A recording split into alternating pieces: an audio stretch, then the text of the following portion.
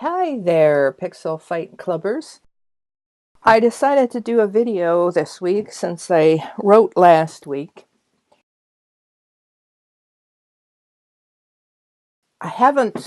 Maybe I can't decide on a favorite. There were all sorts of creative ideas. It just astounds me how diverse the selections are, the compositions are, and just just all sorts of really neat stuff, to be honest. It makes me feel like a clod sometimes. I struggle even to come up with ideas that I can put on the paper. And sometimes they're a bit basic. But anyways, that's neither here nor there. This is Sherry's image for the week, making lemonade out of lemons. It's really cool, an innovative idea, still letting her be true to her slightly old-fashioned stories, and tad bit of magic thrown in.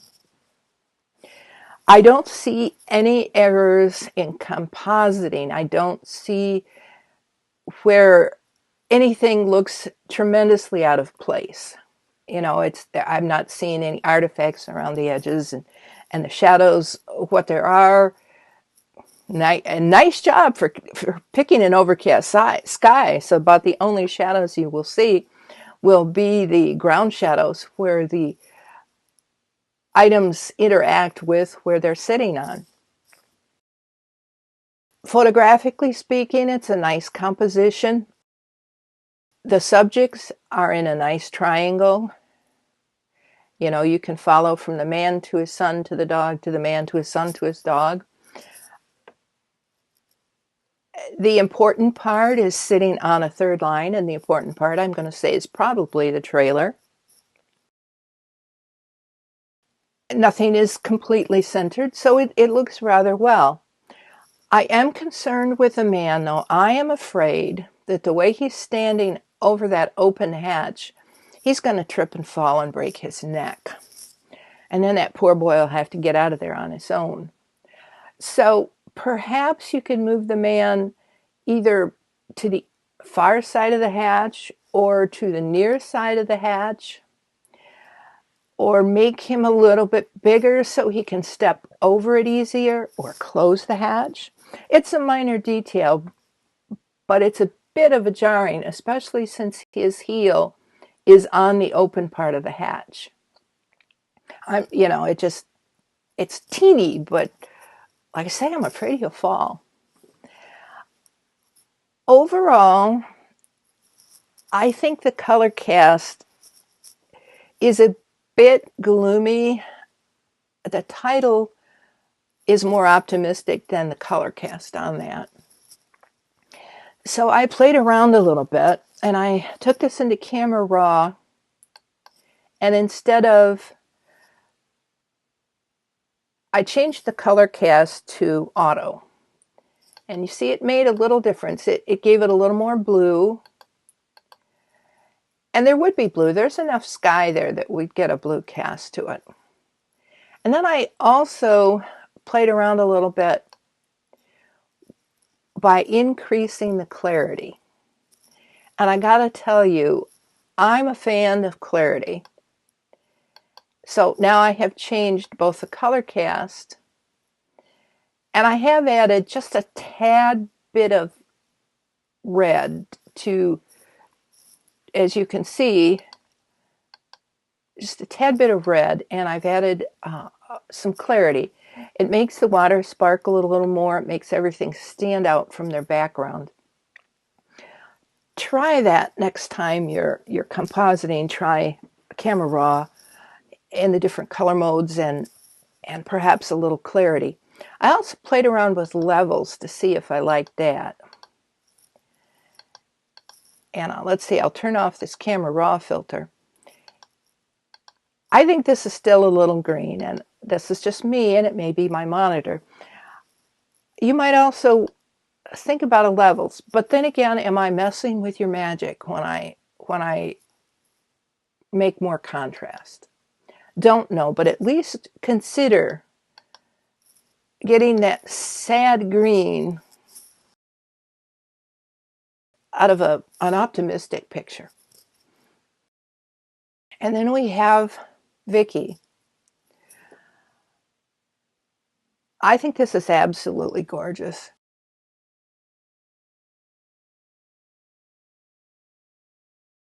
Compositionally speaking, I don't see any problem with the composition.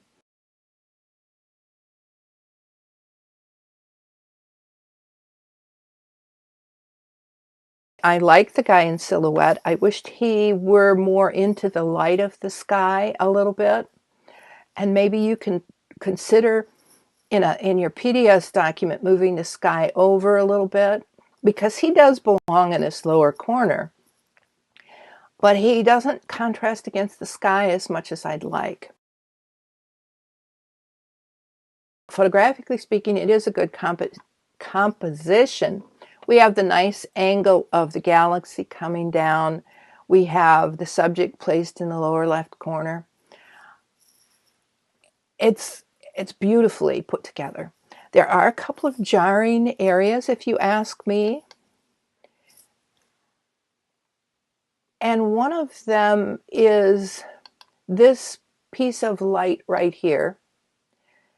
And Vicki, since I couldn't download your image, I wished you would open that up so we could download it. I had to take a picture of the screen. And these little dark light areas in the corners may be artifacts from that. There's a little light going on here that maybe shouldn't be here. So think about that. The other thing I did was I went into Camera Raw and I upped the clarity a lot. So let me go into that and show you what I've done. Here it is originally, and here it is after I add the clarity. Now it just adds more stars in the sky, which is kind of neat. It does put a little halo around the trailer, which I wasn't pleased with when I cranked it up as high as I can. So I moved it down to where the halo around the truck didn't show. So we have, it's just defining the sky a little bit. And you know, skies do look like that out in the country. So just a thought, food for thought. Our next contestant was Helen. Helen, I'm loving it that you're putting your own images into this composition contest. You've got the trailer tucked in behind the tree very nicely.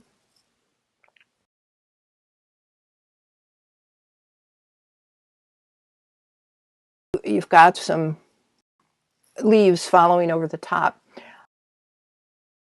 Photographically speaking, I would prefer not to see the top of the trailer in the midpoint of the picture. Maybe make the trailer a little bit bigger, maybe set it back farther in the scene. That would give you more room here in the yard for the kids to play.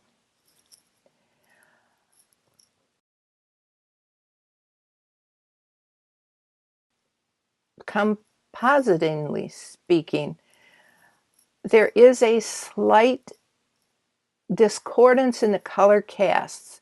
The trees are very yellow.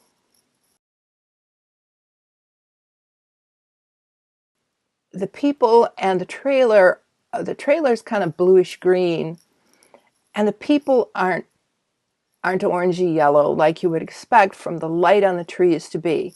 And that's where you need to take your clue from, is the light and the shadows of your background image. And from the light, the shadows are obscured. I can't really see them. I think this is the tree shadow, but I can't tell for sure, coming at a 90-degree angle from the bottom of the tree. And it is very sharp.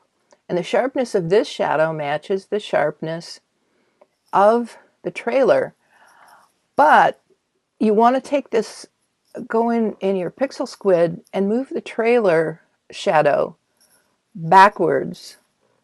So it starts maybe right in here and heads out. You can see it beyond the end of the trailer. Shadowing 2,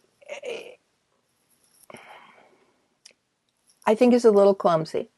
Now look at this shadow that's dark and fairly sharp, and it's coming straight out. Now Dad's is pretty much straight out, but it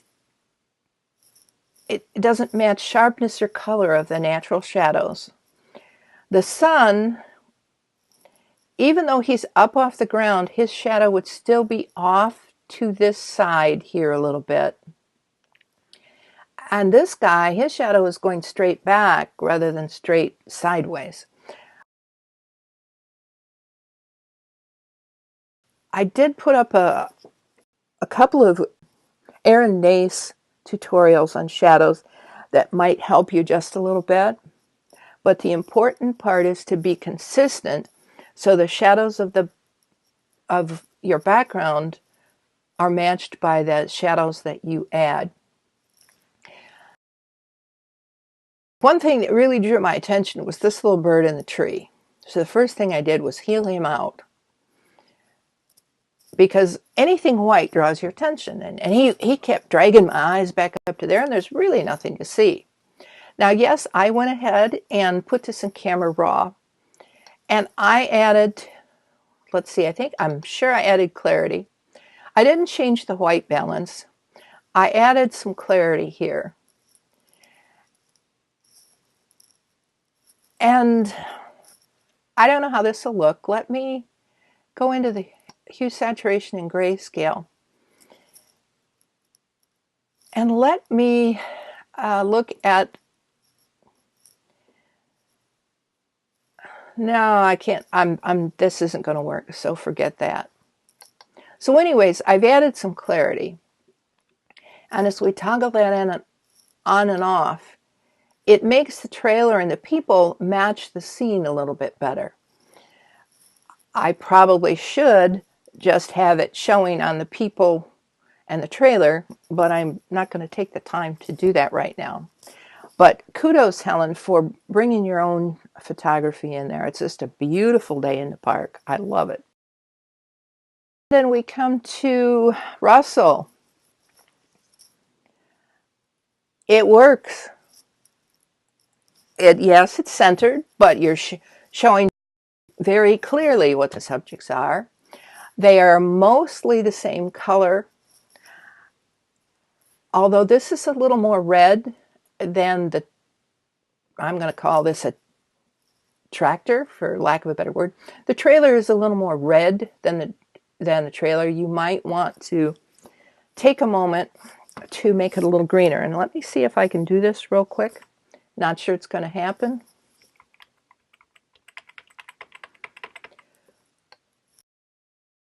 I'll just grab a quick selection. Oops, that's a little quicker than I wanted to.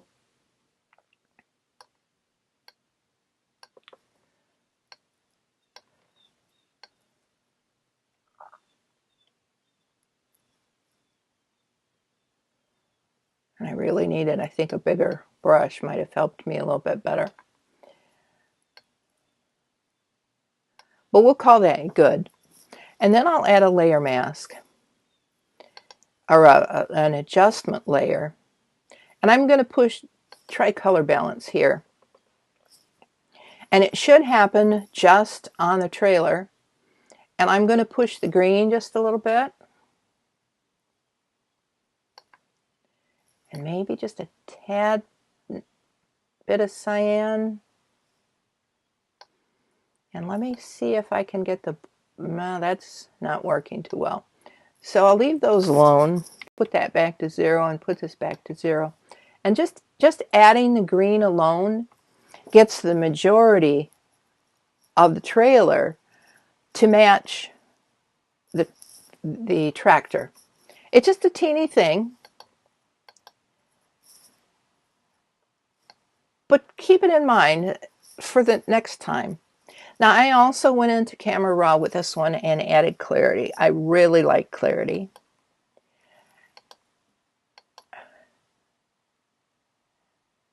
And just look at what it did to that planet in the sky. I just think it's wonderful the way that it changed it.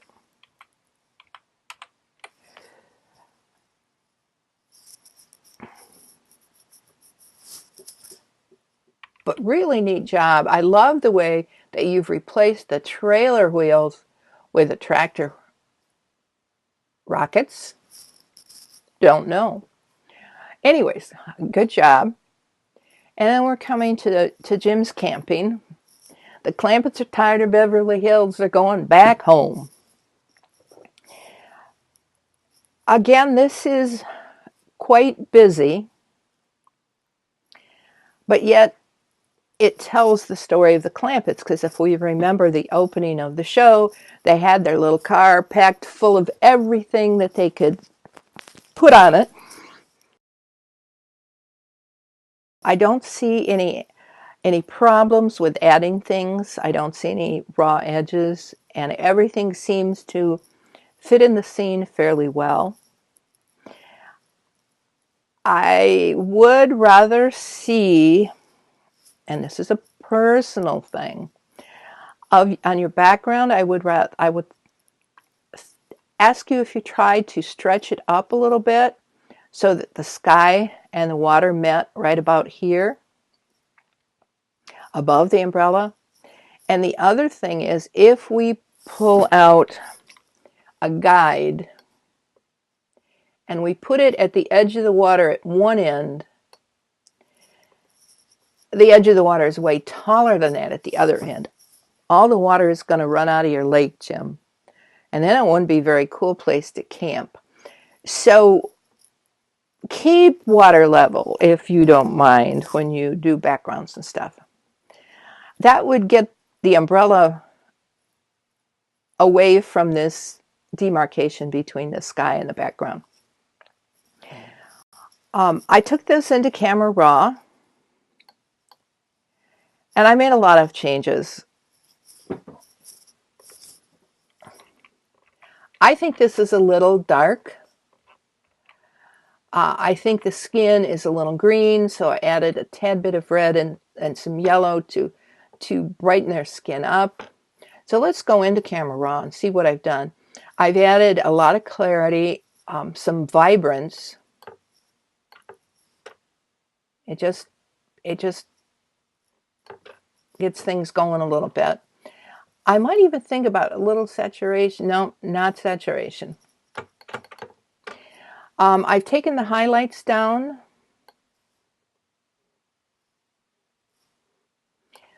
So I don't have things that are too light. I didn't want the dirt and stuff. And I've also increased the shadows a little bit and watched in the trees what's happening. And on the car, it makes it show just a little bit better. If you haven't used Camera Raw, it's a wonderful way to make some pretty neat global adjustments. And then, of course, we have to look at the tornado. The only thing I could think of was that trailer parks are just tornado magnets. And if there was a tornado anywhere in the area, it would hit a trailer park. But whoops, it hit the White House there. I worry that it's a little dark. But with that sky and that tornado, it would be stormy. I have darkened up the grass a tremendous amount, and it still needs a little more darkening. Or maybe a little bit of desaturation might help it just a little bit. Let's just desaturate there. That helps it a little bit. I've desaturated it. It's still a little light back here because my original image had a sunrise coming right over that hill there. And while I've tried to fix it, it didn't work as well as I had hoped. I tried adjusting the levels a little bit to make it brighter and really didn't like it. I kind of like the green stormy mood. I'm thinking maybe I should have had more flying pieces of the White House. Maybe I've got too much White House showing here, and I should have had more of it in crumbles. And then maybe bigger pieces flying rather than little pieces. I would have to go back and play with that. And it's really kind of neat. It's layer masking, and you make a copy of whatever you want to scatter, and you put it underneath the original, and then you make the copy bigger. So what you do on the original, on the copy layer, is that you put a black layer mask to hide the bigger copy, and then you paint in white with a square brush that has scattering and size changes and all that. And then you play around with it. You paint in white, and you get pieces of it flying bigger. And then on your original, you have the white layer mask, and you paint in black, so you show the sky behind. And that's kind of neat that it works that way. And I've often admired the technique, but that's the first time I've tried it. But Jim did make a remark that I thought I had to follow through with that yellow brick road. Yay, and him for president. Thanks so much. Have a great week.